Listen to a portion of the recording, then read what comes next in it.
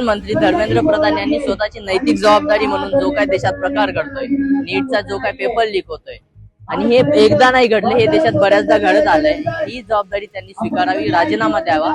मंत्रिमंडळामध्ये बरेच सक्षम मंडळी असतील, त्यांना त्या जागी द्यावं। शासनाची जबाबदारी आहे की शासनाने त्यांना पदभार त्यांचा रिकामा करावा आणि करप्शन फ्री एज्युकेशन सिस्टम आपल्या देशामध्ये लावावं। युथ हा देशाचा फाउंडेशन आहे, युथ या देशाची स्ट्रेंथ आहे आणि त्या युथला इथली शासन व्यवस्था करप्शन कमजोर करण्याचं काम करते। आज सीजीआय इथे जे काही काम करते, सीजेपीच्या माध्यमातून आम्ही इथे सगळे जमलेलो आहोत। सत्यशोधक विद्यार्थी संघटनेचा या ठिकाणी पाठिंबा आहे आणि आम्ही सगळे विद्यार्थी इथे जमलोय। हा जो आक्रोश आहे हा काय एका रात्रीतून किंवा एका स्टेटमेंट म्हणून नाही निघलेला आहे। इथल्या सिस्टमने जे आमच्यावर दमन आणलेलं आहे, इथलं सिस्टम आमच्या स्वातंत्र्यावर जे दडपण आणलंय, या सगळ्या गोष्टीचा आक्रोश आहे। आमचा शिक्षण अधिकार आहे, आम्हाला कुठली योजनेचा लाभ नाहीये, शिक्षण आमचा अधिकार आहे।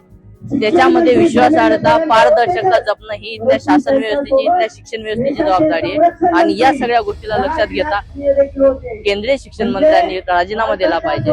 दुसरी गोष्ट, महाराष्ट्र शासनातून बरेच मंत्री आहेत, आता त्यांच्या टीका वाढतील, उद्या त्यांचे काहीतरी नवीन भरभट पोकळ स्टेटमेंट येईल, त्यांना ते शोभत नाही। तुम्ही यूपी बिहारचे मुख्यमंत्री नाहीयेत, तुम्ही महाराष्ट्राचे मुख्यमंत्री आहेत आणि तुम्ही एक सुदृढ नागरिक, उच्च शिक्षित नेता म्हणून तुमच्याकडे बघले जाते, ती छवी त्यांनी जपावी, एवढं थांबतो।